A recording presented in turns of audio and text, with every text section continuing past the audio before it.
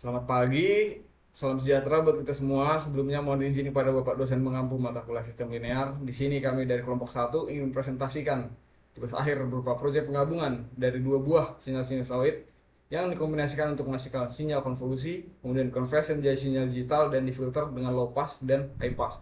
Sebelumnya izinkan kami memperkenalkan diri kami terlebih dahulu. Saya di sini sebagai kelompok satu sebagai moderator adalah Arsal Armando Sinaga dan rekan saya. Saya Tama Marito Artonang. Baik, lanjut langsung saja kita masuk kepada topik pembahasan kita. Yang pertama itu kita masuk ke sinyal sinusoid. Bisa kita lihat pada layar, ini adalah contoh codingan yang kami buat untuk sinyal sinusoid itu. Sinusoid sendiri, kami di sini menggunakan dua frekuensi, yaitu frekuensi yang pertama itu 1 Hz, yang artinya itu satu siklus per detik. Yang kemudian frekuensi yang kedua itu kami memiliki frekuensi 2 Hz. Jadi dua kali lebih cepat daripada frekuensi yang pertama. Keduanya ini diplot dalam rentang waktu 0 hingga 4 detik dengan resolusi 1 ms. Jadi kita coba runkan program dari MATLAB nanti sendiri dan kita dapatkan ini ada dua buah sinyal. Keduanya ini diplot dalam rentang waktu 0,4 detik ya. Jadi terlihat pada grafik gelombang 1 Hz itu membentuk 4 siklus penuh. Sedangkan gelombang yang dengan frekuensi 2 Hz itu membentuk 8 siklus sesuai dengan perbandingan frekuensinya itu dua kali lebih cepat. Jadi tujuan dari simulasi ini adalah untuk memvisualisasikan perbedaan jumlah siklus akibat perbedaan frekuensi. Jadi ini penting dalam pemahaman dasar sinyal dalam domain waktu jika dilanjutkan ke analisis spektrum frekuensi atau FFT. Jadi kita akan dapat melihat bahwa sinyal ini hanya mengandung komponen frekuensi di 1 Hz dan 2 Hz sesuai dengan teori Fourier.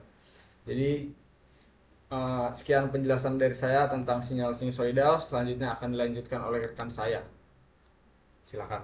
Baik, terima kasih kepada rekan saya. Di sini saya akan menjelaskan mengenai sinyal konvolusi. Di sini telah ada codingan, yaitu berupa kode ini mensimulasikan dan menganalisis dua sinyal sinusoid, yang dimana sinyal pertama itu dengan frekuensi 1 Hz dan sinyal kedua dengan frekuensi 2 Hz. Kemudian akan dilakukan konvolusi. Konvolusi kedua gelombang sinus untuk mempelajari hasil respon linear dari sistem terhadap dua input. Langsung saja kita runkan untuk melihat hasil dari grafiknya. Nah,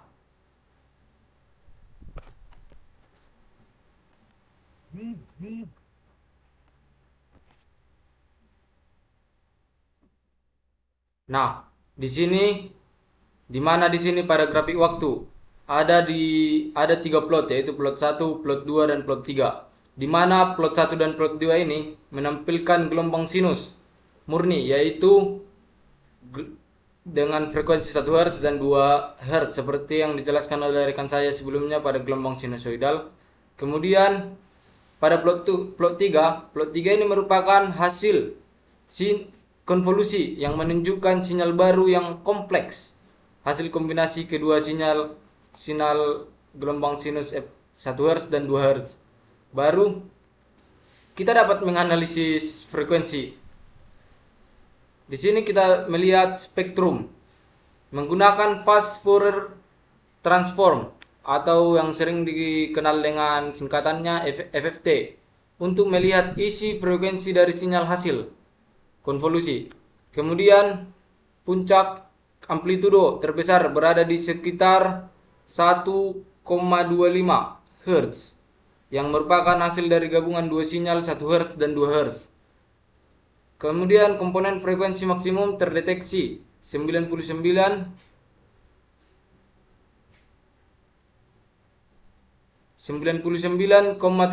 Hz, tapi ini hanya spektrum dari FFT, bukan frekuensi dominan. Kemudian komponen frekuensi minimum 0 Hz menunjukkan adanya sedikit komponen DC, tapi nilainya sangat kecil. Kemudian kita melihat hasil utamanya. Hasil utama di mana frekuensi minimum yaitu sebesar 0,00 Hz seperti yang saya tunjukkan pada kursor. frekuensi maksimum sebesar 99,75 Hz, amplitudo minimum 0,00 dan amplitudo maksimum 1475952. Dari percobaan yang telah kita lakukan, frekuensi dominan atau hasil konvolusi itu sebesar 1,25 Hz, amplitudo maksimum sebesar 147 dan amplitudo minimum 0. Lalu apa yang bisa kita simpulkan dari konvolusi dari sinyal sinusoid ini? Yaitu konvolusi dua gelombang yang menghasilkan sinyal baru dengan frekuensi dan bentuk yang berbeda, yang kemudian dikonfirmasi melalui analisis spektrum seperti gambar yang telah kita rankan ini.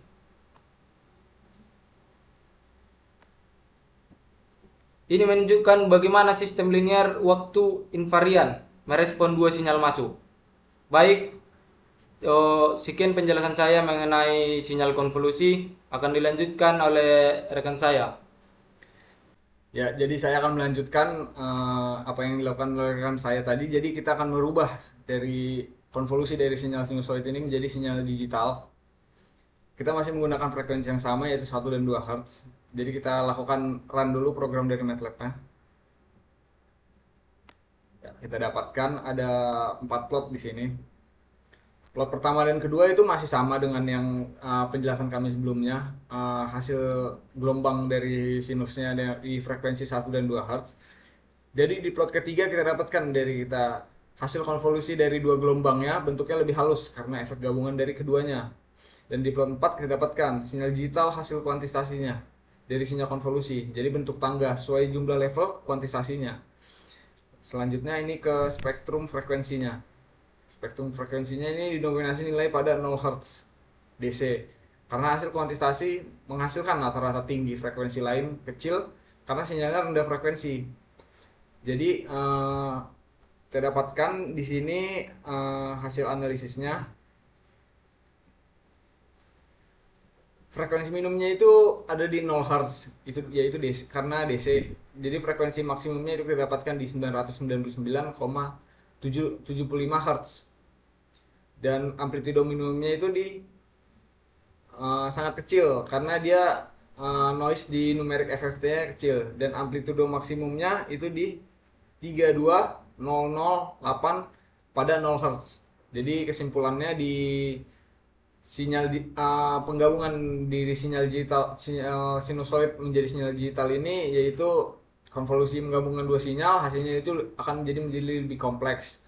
Kuantisasi membatasi sinyal ke level tertentu. Seperti kita lihat tadi pada hasil spektrum, hasil plot keempatnya itu terlihat seperti tangga. Spektrum frekuensinya juga menunjukkan dominasi di DC karena kuantisasi.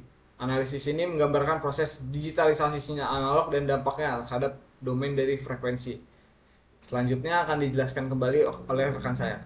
Baik, saya akan melanjutkan penjelasan mengenai low pass.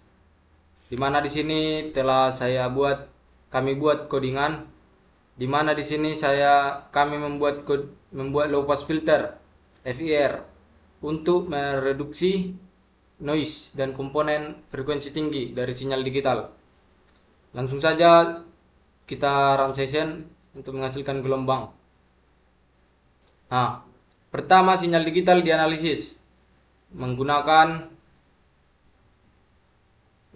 FFT untuk melihat spektrum dan frekuensi. Hasilnya puncak amplitudo terbesar. Puncak amplitudo terbesar berada di frekuensi rendah sekitar 0,1 Hz.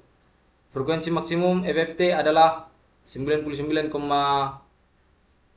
Hz sesuai dengan frekuensi sampling 1000 Hz. Selanjutnya kami menentukan frekuensi cut off filter low pass yang yaitu setengah dari frekuensi dominan pada spektrum.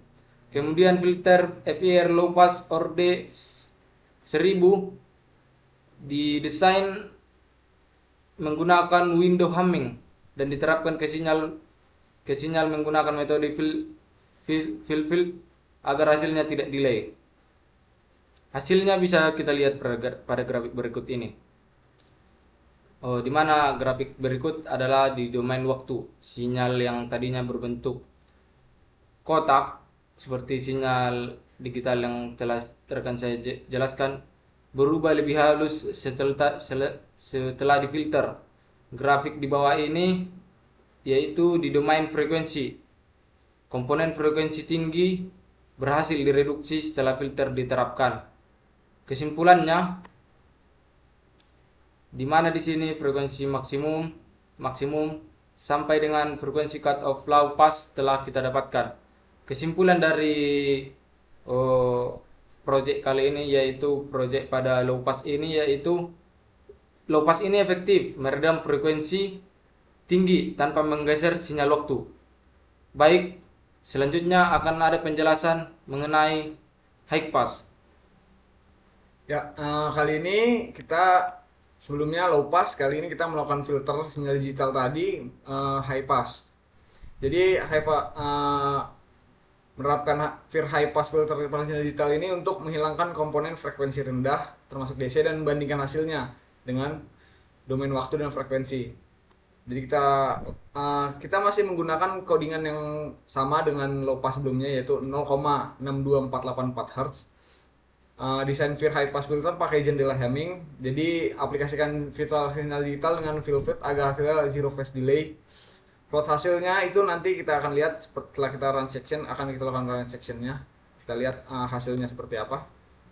Ya, bisa kita lihat pada gambar hasil dari sinyal digital high filter ini. Setelah melakukan high pass filter, amplitudo dari baseline sinyalnya turun. Hanya perubahan atau transisi cepat yang tetap terlihat. Yang keduanya itu domain frekuensinya. Komponen frekuensi di bawah 0,62484 Hz berhasil diredam. Jadi high pass filternya berhasil meredam amplitudo tinggi di frekuensinya, rendah hilang, hanya frekuensi di atas cut off yang tersisa. Jadi kesimpulannya itu high pass filter ini efektif untuk menghilangkan komponen DC dan frekuensi rendah sehingga sinyal hasil filter lebih bersih, berisi perubahan cepat saja. Ya, sepertinya sekian penjelasan dari kami tentang project kali ini. Mudah-mudahan apa yang kami jelaskan pada video ini bisa bermanfaat untuk kawan-kawan yang ingin belajar tentang sinyal high pass filter. Kurang lebihnya mohon maaf dan bila ada salah-salah kata mohon dimaafkan juga. Sekian dari kami kelompok 1. Selamat pagi, terima kasih. Terima kasih.